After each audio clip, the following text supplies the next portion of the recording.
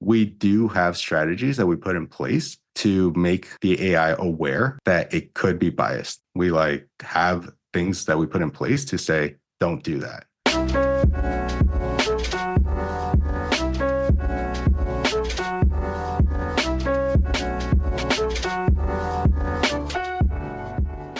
Hello, and welcome to Keybard. I'm Thembi, bringing you compelling conversations and content about technology, education, and the arts.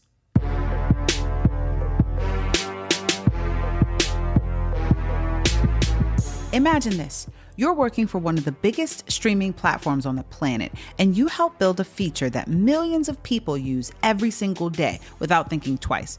Then later you work on a new project that brings in billions of dollars for the company, even though it makes subscribers a little cranky. More on that later.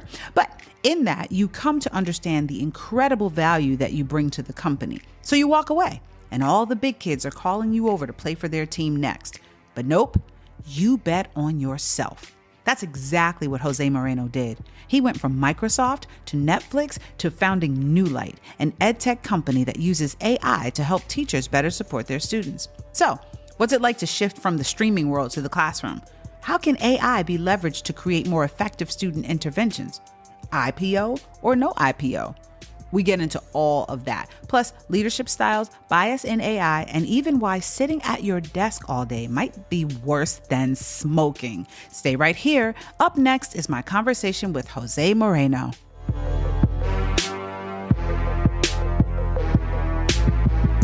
Jose Moreno graduated from Harvey Mudd College and began his tech career at Microsoft, working on services for over 500 million users. At Netflix, he contributed to features like Skip Credits and technically led the account sharing initiative, helping Netflix add over 40 million new subscribers over the following 12 months. As founder and CEO of Neulight, Jose now focuses on transforming education through technology. His company's product, IntelliTier, leverages AI to empower educators to provide personalized student support, aiming to make a positive impact on education. Welcome, Jose. Thank you. Thank you for having me. I'm really excited to be here. Yeah, it's good to have you. So let's jump in. So, okay, you started your career at Microsoft and then you moved on to Netflix, and now you run your own startup called Neulight. So I want to know what the company culture was like at Microsoft and Netflix, and what philosophies have you brought from there into your own company culture? Yeah, so I spent about 5.5 years at Microsoft, my first few years out of college, and then the last 10 at Netflix. The reason that I lasted so long at Netflix was because I really loved the culture that they built.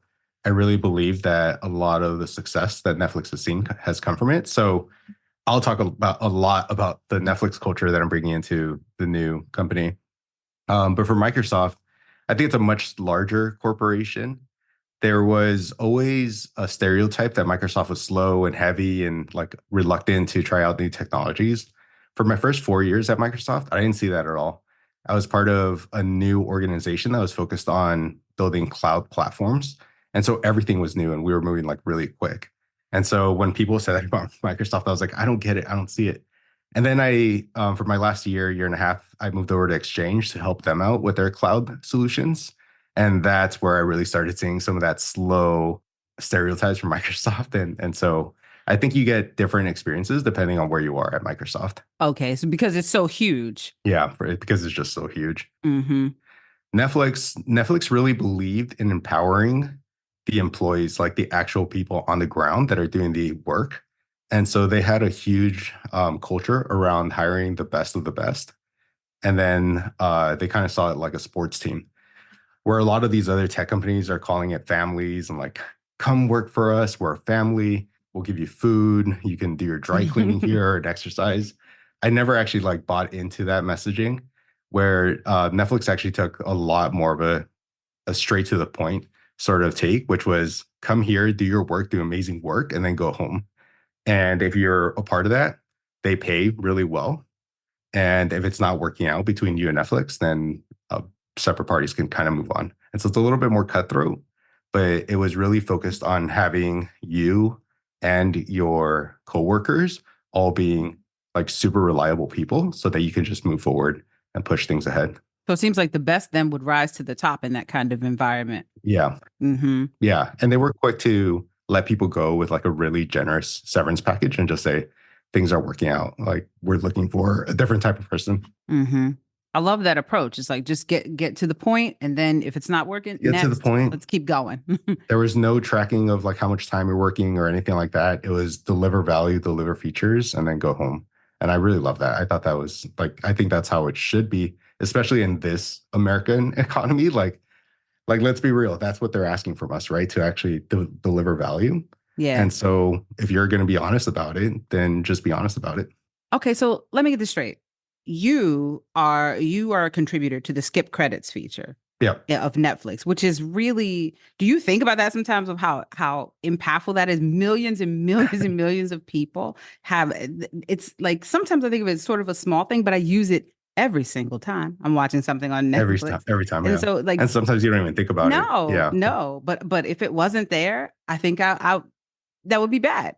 So like, Yeah. do you think about that level of impact? I do and don't. This is something that I've been like self-reflecting on. I have to be more willing to look back at my accomplishments and just be like super grateful for what I've done and like appreciative. But I'm the type of person where I accomplish something and then I'm like, all right, what's next? What's next? What's next? And so I'm always kind of Mm, like forward looking. When I like turn around and actually look back at everything that I've done, then I'm like, yeah, that's a pretty like successful career. But I don't know, it's always about the next day. That is something that I'm trying to work on in myself because I feel like you can never truly be happy if you're always thinking about the future and what you're going to do next. You have to right. just like take a step back and actually be appreciative of the stuff that you've done. But thank you for for saying that. Yeah, it's a big deal. It benefits the end user, right? But Yeah, what's interesting is that you also contributed to something that hugely benefited Netflix yeah. versus the end user, right? Which is the account sharing The thing that account sharing everybody was initiative. Yeah, grumbling about, right? So did that give you a sense of your value? Did you then think, okay, I have a tremendous value. yeah. Let me think about this and see how I can do something for myself. Definitely after that project, I think I did start looking at my value a little bit more. Like that project brought in somewhere between $3 to $5 billion for Netflix over like the following 12 months. Oh So my gosh. it's some pretty significant impact. And I think I knew that once that got delivered and everybody started to see how impactful that was, then my personal like free market value went up significantly. And so I think that's where I started evaluating my options of what I wanted to do next. Was it staying at Netflix? Was it looking at some of these AI companies that were starting up? Because I do believe that generative AI and ChatGPT is providing a significant amount of value that did not exist before. And so I had to look at those companies to see if I wanted to join one of them. The problem with joining any sort of startup is that you're really dependent on the founders and if Mm-hmm. they're going to be able to make it successful or not. And I didn't really know any of the founders. And so it was hard for me to like trust that if I went there, it was going to be worth my time. And then partly of like appreciating my value a bit, I started to think like maybe it's worth for me to start something up and have that impact that I delivered for Netflix, that I delivered for Microsoft, and start delivering it for our own company. And so that's kind of where New Light started up. I love that. Bet on yourself. I think that's Bet on myself. fantastic. That's exactly what it is. I'm Bet on yourself. putting the money on the table that I actually will be able to make this successful. And so that's where we're at. Yeah, that's awesome. Okay, so this is an ed tech company that I mean, Yeah. would you call it an ed tech company first off? Yeah, Okay. absolutely. Okay. So educational institutions usually get criticized for being slow to adopt, right? Innovation, new ideas. So, and you have ed tech tools that are helping to streamline the process of evaluating behavioral issues in schools. Am I Yeah. describing that well? Yeah, that's correct. Okay. Yeah. And so how do you see your tools that you're creating as something that can maybe help the education field pick up the pace and speed up? Like we're still working with paradigms from the early 20th century in Yeah. education. How are you going to help us out with this? Yeah. So the reason that we started focusing on education was because we kept hearing this feedback about how terrible the software is that parents or administrators or teachers have to deal with like on a day-to-day basis. Like perfect. I know how to build amazing products. I have a network that I can help bring in to build amazing products. And so just from like that standpoint, from the competitive nature, I thought we had a leg up on the competition. We just needed to get started. The second part of it is bringing in some of this new technology to move things forward and provide value that's never been provided before, right? So personalizing or providing personalized recommendations for interventions for students based off of a whole child view. I think that's what educators have been trying to do. But with the MTSS or PBIS frameworks, it seems like it's been a little bit more challenging to get people to wrap their like brains around exactly how to move forward with it. And so that's where I thought that AI can provide some significant value. So the way that we're approaching this, like, don't get me wrong, we've gotten pushback on AI quite a bit I'm sure. because it's new and like people don't really know how to get the value out of it. And that's understandable. So the way that we're approaching it is we look for the people that are willing to push forward on innovation first. And we've gotten a few districts to start using IntelliTier, which is great. We're in the middle of our sales period and things are off to a good start on finding more districts to get people to jump onto IntelliTier. But what we want to get to is to start showing the impact of what IntelliTier can have on the schools and districts in terms of improving student performance to then make that the focus of the sales.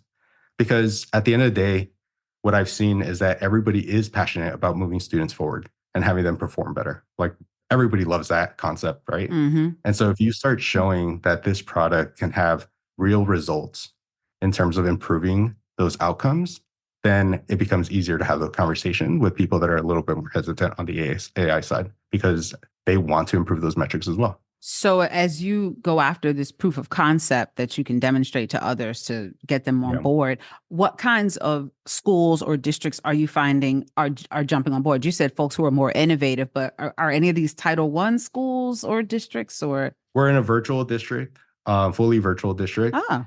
And then we're in a district in Montana, which I thought was pretty interesting. They were one of the first ones to knock on our doors as opposed to us knocking on theirs. Wow. To help them with their MTSS implementation. The interesting thing is that they've been doing it for like 15 years, I believe. And so they're well versed in it, but they were interested in finding new intervention strategies, or like maybe they were kind of getting stuck in their ways. And they found that IntelliTier is providing them with new approaches on how to go through with interventions. So that was cool to see. But I think generally it's going to be either an innovative superintendent who's trying out new things, willing to do that, or districts that are a little bit tight on resources and don't have the student support teams or people kind of focused on this area the way that bigger districts that are well-funded have as much. And then I think BID will do well in big districts as well because we help a lot with collaboration and organization of the data and making sure that everybody has access to it, given that permission, they have the right permissions, of course, within our system to be able to work together and be in line in terms of which interventions are being applied to students. Okay. Now, you mentioned MTSS. Is that the existing system that districts use to track student data? So that's multi-tiered systems of support. And then PBIS and RTI both fall under the umbrella of MTSS. Okay. They're all multi-tiered systems of support, basically. And you're offering a replacement to that, like a similar product, but a more streamlined version of those? It's more like a guidance system. So what we do is we learn which framework you've applied within your school. So it could be PBIS, RTI, MTSS. And then we tailor the AI to that framework. If there are any policies or that the district have or the schools have that they'd like to follow, then we also give that to the AI specifically for you. So it's personalized for you as well. Tell it context about the schools or the district. So we have the fully virtual one.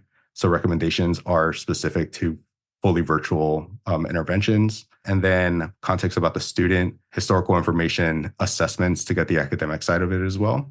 And then putting that all together, we can make personalized recommendations for your school or district for exactly what you're trying to do. So we're not necessarily limited to one framework or the other. We don't even come in an opinionated way where we say like, you should be doing this instead of this. It's more like, hey, what are you doing? Let's focus in the AI on that specific area. And then we could tailor the recommendations for you based off of what you're trying to do. Okay, I like that. Attaching to what they already use and just making the process more effective and efficient. Yeah, exactly. Okay. So when it comes to AI, there are lots of concerns about equity, bias, accessibility. You said you don't come in with any sort of judgment on which system they're already using. You're just saying, hey, we want to assess and then use our tools to help you do things better. Do you also sort of come in with those thoughts about equity, bias, and accessibility in mind? 100%, 100%. All of these AI models have been trained on biased data. Like there's no way around it. That's just the reality of the situation. The good thing is that they've also been trained on how to fight bias and focus on equality. Like that is part of the data that they've been trained on as well. It's not like there's any malintent to say like, don't train it on this information, but do train it on this biased information. It's Okay. just that there's a lot more biased information in the data that's being used to train it. And so it just tends to lean that way a little bit more. My take on this is that a lot of times this bias comes in from teams or higher ups that are just not thinking about it. And a lot of times they're not thinking about it because they've never lived it. They don't really understand it. It's never like front of mind for them, right? Well, Mm-hmm. that's not the case for us. I have lived it. It is front of mind for me. And so we do have strategies that we put in place to make the AI aware that it could be biased. And we like have things that we put in place to say, don't do that. Mm-hmm. Like you need to make sure that you're focused on equality. And one of the big things that we did initially, which I think eventually I want to move away from, is that we're not providing it too many protective characteristics. If a student has ADHD, we do provide that information to try to get interventions tailored for that. But in terms of race, ethnicity, all of that stuff, we're trying not to put that in. So you can just But focus on, but okay, sorry, go ahead. I was going to ask a question, but I I think was you going to might say, answer but it. but even with that, we do give it the student's name, and just with a name alone, the AI can make assumptions and it can make those recommendations, right? So you Right. still have to do some work to try to focus on equality.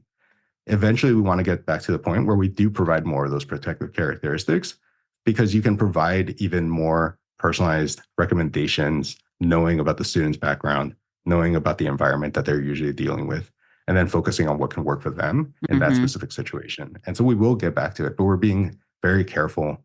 We're taking it step by step because we don't want to make any biased recommendations and put kids in a worse situation than what they already had to deal with. That makes sense because that was my thought of like, knowing what their race is, knowing what their gender is, knowing all these demographics definitely impacts how they're seen. But you're right. It depends on who's doing the knowing and who's Yeah, making the decisions. Because my assumption is that you've got this AI tool that makes recommendations, but at the end of the day, there's still a human being that has to decide to follow them and exactly. follow through Yeah, with whatever the next step is. And so that's a really interesting set of questions that I'm really glad that you all are tackling because you got to tackle them. You can't ignore it. And to, 100%. to try to make this work better for the students and for their families makes just a lot of sense for their trajectory of their whole lives, as we know. Right.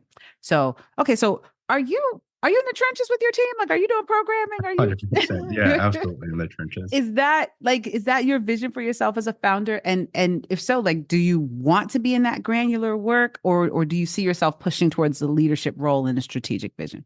Yeah, so this is where I said I was going to mention a few things that I do from the Netflix culture, which was there was a big one of the principles was a big focus on context and not control. And like I said, they did a lot of work to empower the people that were actually doing the implementations as opposed to just having leaders like tell people exactly what to do. Mm-hmm. And so I really want to bring that concept and philosophy into it. And so me being in the trenches isn't necessarily me telling our UI engineer, our UX designer exactly like where the boxes are going to go for our solution. It's more of a focus of saying like, this is our target audience. This is what we're trying to accomplish. These are the challenges that they're facing. We need to make sure that the user experience stays extremely easy and easy to use and fast so that teachers can put in their data collection and get back to teaching in the classroom and not have to worry about anything else so that student support teams can easily digest the information and then make the decisions that they need to make. And so it's more about getting everybody on the same page to see the vision and to focus on the principles that we are making a top priority and then having the people that are experts in their field, because I'm not a designer, right? And so I definitely don't want to go in there and tell people how to design our product. Mm-hmm. And so it's more about getting them aligned, see the vision, and then having us all execute together into like what the final solution that we're trying to get to would be. I guess it never really ends. So at least the next big milestone for what the product's going to be. Mm-hmm. Yeah, but it sounds like you are innovating a certain kind of leadership, right? I don't know if you would consider it pure servant leadership, but it does feel like, you're there and you have obviously experience and knowledge, even if you're not in your specialty areas. And so I feel like wouldn't Yeah. that they would have more respect, right? You're not just a Yeah. figurehead, you're in there with them. Yeah. And once again, I attribute so much of Netflix's success to this because I think my kind of like negative stereotype for a lot of companies is that a lot of times the people that are running the company, whether it be CEO, VPs, or directors, a lot of times it's hard for them to put their egos aside. Mm, They're very like experienced. They know what solutions work for them historically. And a lot of times they kind of come in and say, like, this is what I want to build, or like, this is what I know works, and that's what we're going to do. Sometimes you have to be able to just step aside and say, like, I'm gonna put my ego aside. Like, yes, some things work for me historically, but there might be more innovative solutions that haven't worked or haven't been tried and could do better kind of moving forward. hmm. And in order to do that, you just have to understand that you may not know what that solution is. And so you have to step to the side and just give everybody the vision of what you're trying to do and then see what comes out of it. And trust your team that they're going to be able to execute with what they know also in their specific areas. That alone is next level leadership. There's so many paradigm, like the paradigm of the leader knows best, and no matter what the evidence is that the team is presenting, it's like, no, this is what we should be doing. This is my vision, and to say, Yeah, hey, I hired you because you're great at what you do, so I want to listen to exactly. what you have to say. Is really, it makes sense, and I feel like it's probably going to contribute to your success. But so many people just don't get it. So you've definitely got a leg up with that. So with your platform, is it possible for students and their parents to gain access to the data that that the teachers and the support teams are gathering? Yeah. So as of right now, we have not built the parent or student side to the product. So it's mostly focused on the administrator side of the world. That being said, we do follow FERPA regulations, and FERPA does require that if parents ask for access to the data or make modifications of the student data for corrections, that we're able to do that. So we do have that side of the world. So if that information is requested, absolutely, Oh, we will okay. provide it following all laws. Mm-hmm. Eventually, we want to get to the point where we're providing parent side, a teacher side, a student side, because there isn't always one side to an event, right? Like there's what the teacher saw or what the teacher reported, but the student might have a completely different experience. And so Mm-hmm. I can see a world where like the teacher puts in an incident and then maybe like feedback or additional information or context is requested of the student, and then the student provides their side. And then you could take all of that information to make a more unbiased recommendation, because right now there's definitely more bias towards like the teacher's point of view and like what they're Right. trying to do. Right. It's very teacher centered, but that's where the schools are, right? So I get it. Like you're Yeah. meeting the schools where they are first, but I like that you're thinking about later, because when I think about, for instance, employee evaluations as adults, right? Yeah. In a lot of environments, you get your evaluation, but you get to respond to it. You get to have comments from yourself added to the file so that there's some perspective of the person being evaluated. And even though we're talking about minors, which makes it tricky, it is interesting to imagine as we move on and with this kind of technology that we're thinking about, well, how is the student's voice being represented in that Exactly. storytelling? So Yeah. that's a interesting thing to think about. Yeah. We were talking about how you've created this product for teachers and administrators to gather data about students. So, in this process, are you managing to gather data about the educators? Like, are you learning what the educators need, what the administrators need, and how they engage with technology for your own purposes to make the product better? Yeah. I really love the way that somebody recently mentioned or provided us with feedback of how we're approaching things. Like we see ourselves as a partner to our users. I'll start off by saying, like, okay, I obviously come from the tech side of the world, right? And a lot of my team, or almost all the employees within my team also come from the tech side of the world. We know how to build great tech. What we don't know is what you're going through on a day-to-day basis, or what any of our teachers or VP or vice principals or principals are going through on a day-to-day basis. That is your like personal experience that we don't have insights into. Mm-hmm. And so the first thing that we did was we filled up our advisor board with people that have been in education for a long time. So we have a superintendent, we have a retired vice superintendent, and then we have somebody that's on a school board, we have a vice principal. So we're getting a lot of different perspectives from people's day-to-day lives within education. And whenever we're going to build something, it's not us, once again, coming in an opinionated way. It's more us asking them, like, what's your biggest problem? Like, what are the issues? Here's Intellitir right now. What's the next thing that we can do that'll help your day and make your day-to-day easier? And as we move toward getting more and more users and getting feedback from them, it's this exact same thing. Cool, you're in the weeds, you're officially using IntelliTier. Like, what can we do to make it easier, to make it better, to make it more valuable for you? And then they tell us, and then based off of that, it just becomes a question of prioritization.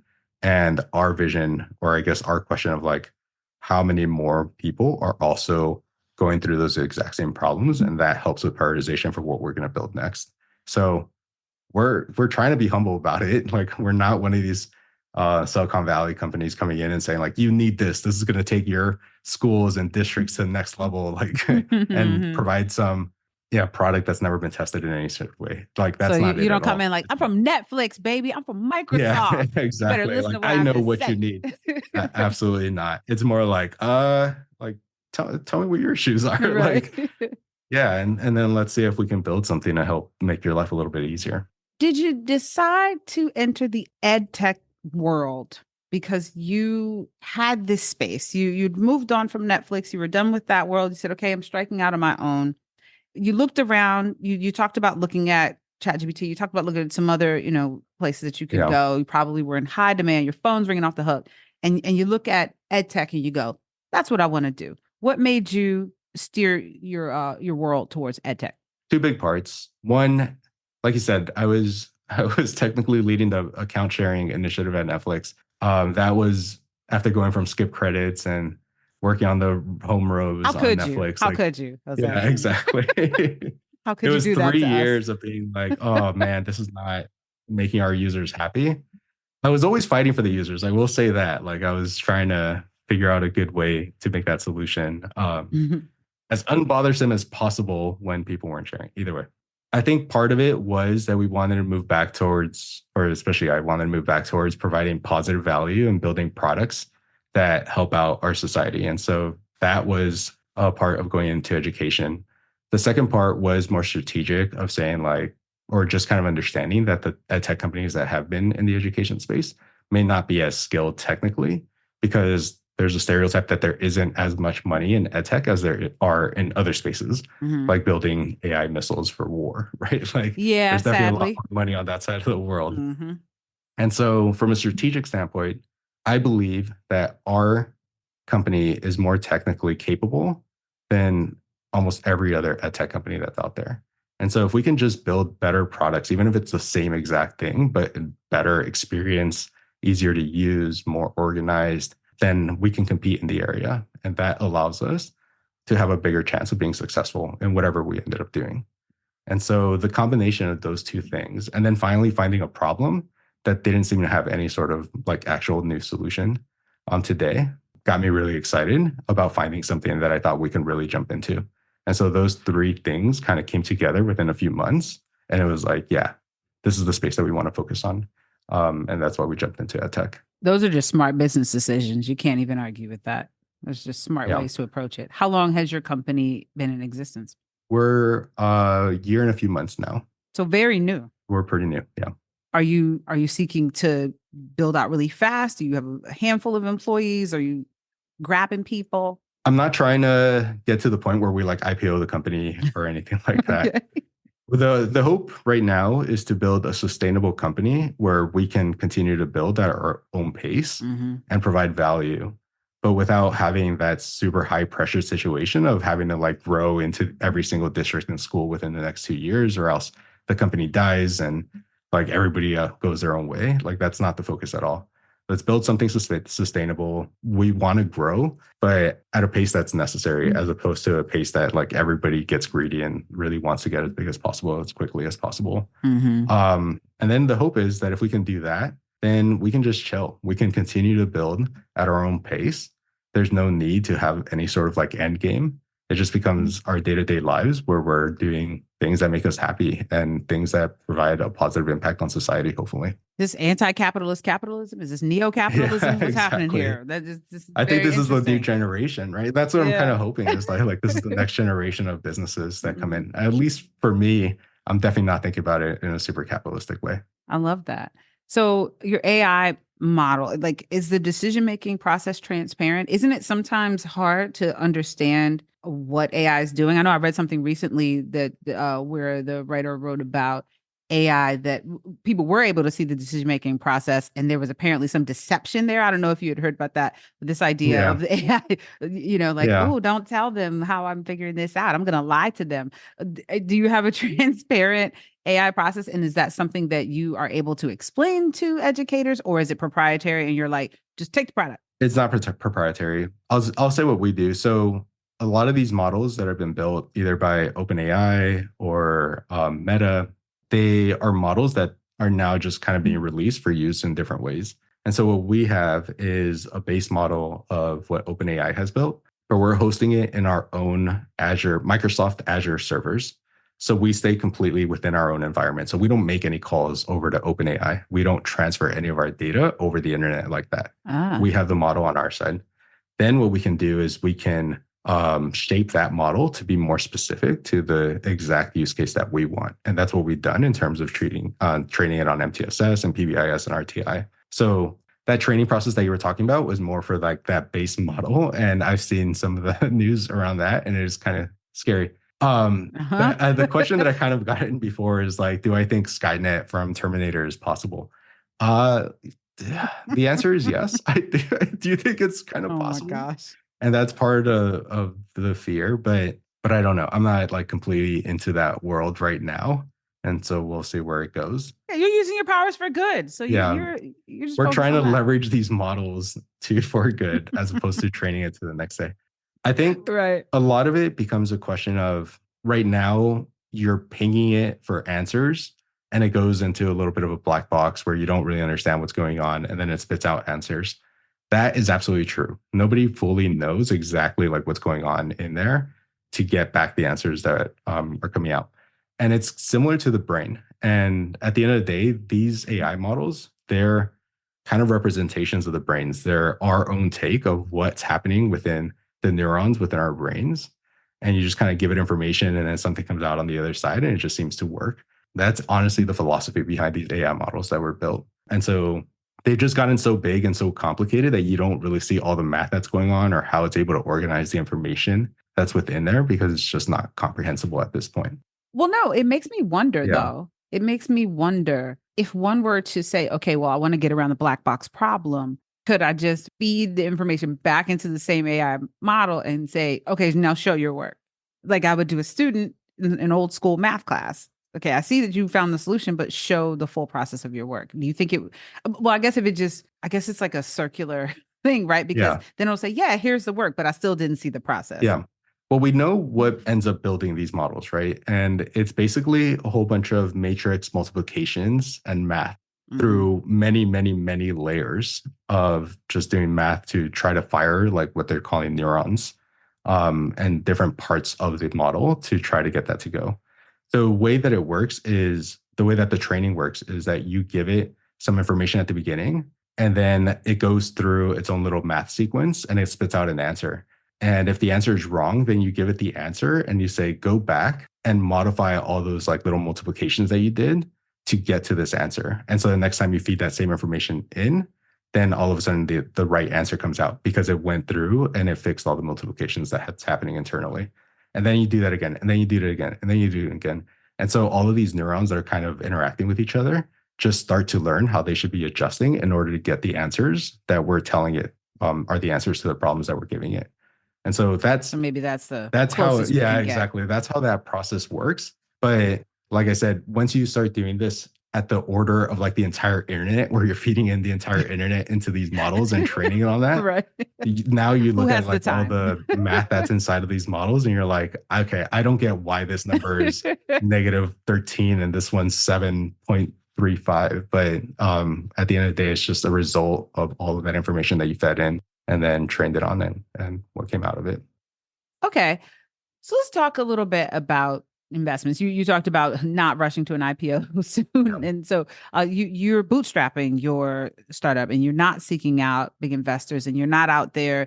Like the way that you're building this is, it seems like, is from a place of really trying to solve these problems and develop a proof of concept that you can then expand and scale out. Yeah. So why did you choose this approach? And do you expect to continue in this direction, or maybe are you open to later down the line an IPO, maybe further, or not your thing? I think eventually, like if it heads into a direction of IPO, then that's just the direction that it heads. Like I said, I like the concept of being able to settle in and just be like, yeah, I'm happy kind of doing this day to day. But in reality, my personality is like, what's next? What's next? What's next? We already got pinged recently about building like a side project to help out students that are in juvenile halls and try to get Hmm. that system a little bit more organized. And so that I found that to be interesting. But the more of these products that we end up building in order to help out different areas, obviously the bigger we're going to get. And then eventually there's some size that you kind of get to. But so we're not like focusing on it, but if it naturally heads that way, then we'll just have to have those conversations. I have bootstrapped it for the year and a half. We're off to our sales season right now, and we have a decently good start now. So the hope is that we could get it to a point where it's just sustainable in terms of the revenue coming in, paying out for all the costs, people's wages, right? And if we get to that point, then there's no need to look for funding. We just kind of continue to grow in that sustainable fashion. And so that's our focus right now. Hopefully we can make it work. What a beautiful concept. I Yeah. love that. Like it doesn't have to be too big. Yeah. Yeah. Yeah, it needs to just work and be sustainable. I love that. So, you just talked a little bit about other products that you could be creating or working on, right? For like the kids in juvenile justice. Are there applications beyond the education world that you think that some of your products and frameworks might address? Yeah, it's possible. I right now it's not our focus. There's definitely a lot of different things that we could do. The way that I kind of see it is that with this generative AI technology, almost I would say like 80 to 90% of the software that currently exists can probably be rewritten to put in or to provide additional value in a way that wasn't possible just 3, 4 years ago. And Hmm. so you can focus on rebuilding products with additional value using this generative AI technology in almost any space. So the options are kind of unlimited right now, but we're liking what we're focusing on right now in education. And like I said, we're not like trying to go for the biggest return on investment right now. We're just trying to Hmm. provide positive value. And so we'll stick within education or this space of the world while we can help out. You're in your early phases of your company and building it, developing it. I'm sure you're refining your mission as you Yeah. go. Let's just imagine we're, I don't know, 5, 10, 15, 20 years down the line and the mission of your company is fully realized. What does that look like for education? What do you envision that world looking like? I think the biggest thing is we get rid of your biggest headaches. I hear that one of the like next areas that I kind of find interesting and just fun to try to solve is the scheduling problem for kids for the following year, right? Like there are requirements for classrooms that they have to be a part of. There's limitations around class sizes and teacher resources. And I hear that's quite a pain to do every single year. And I think that that's something that AI can help out with significantly. And so just kind of like taking that iterative approach, if we can take the biggest problems out of like your day-to-day lives and take off some of that over reliance on and under our on our underpaid teachers and just have them focus on teaching kids, I think that that's really a great place that we can end up in. Where I can potentially see education being in 10 to 20 years, and whether or not like we're a part of it, we'll see, is really focused on personalized learning.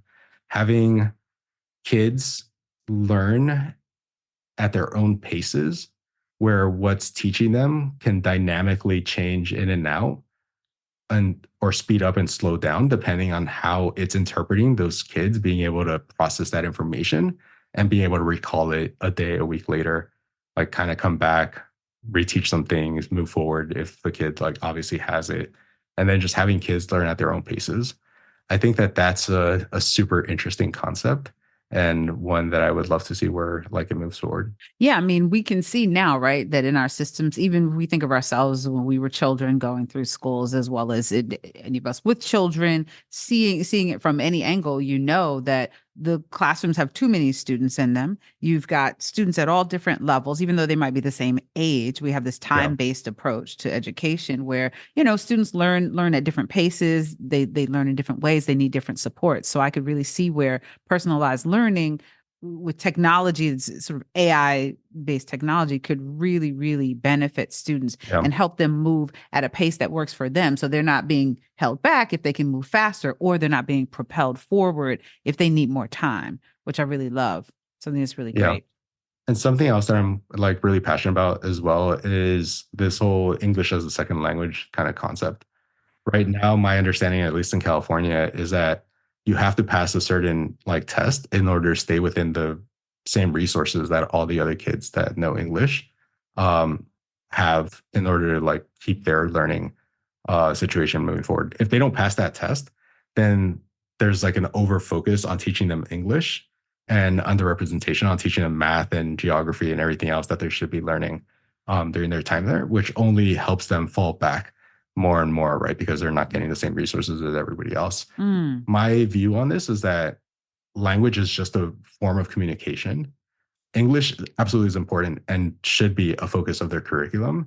But if they're not well versed in English, it doesn't mean that they shouldn't move forward into algebra and calculus and like all these other history classes and everything else, right? hmm And so I wonder if there's also a way for personalized learning to be in their specific language while also teaching them English to get them to the point that they need to for that English side of the world, but don't have them fall behind in every single other subject while they're in that process.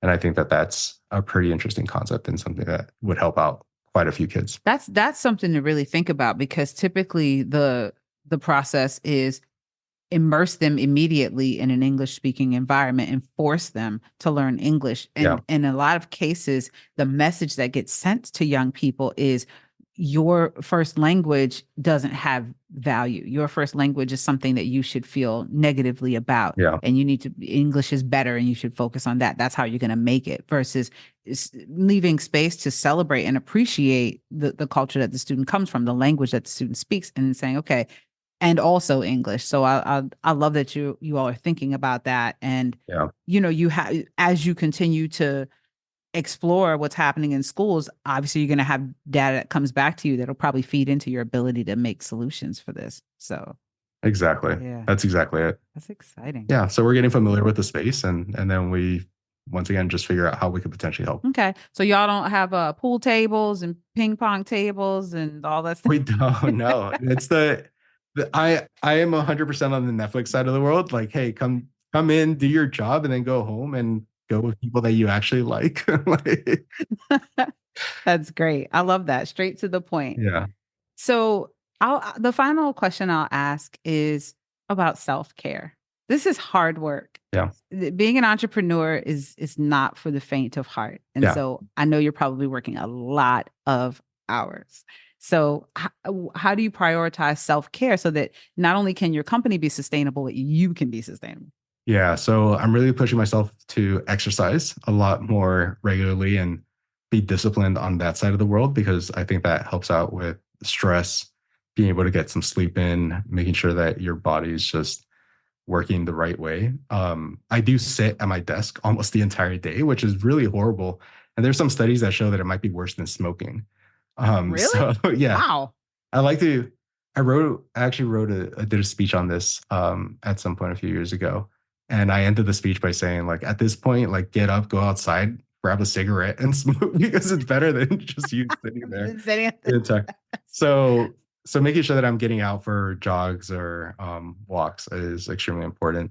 I do want to say that I underestimated the mental challenges that I thought that I was going to, or yeah, that I assumed I was going to see as a part of running a company.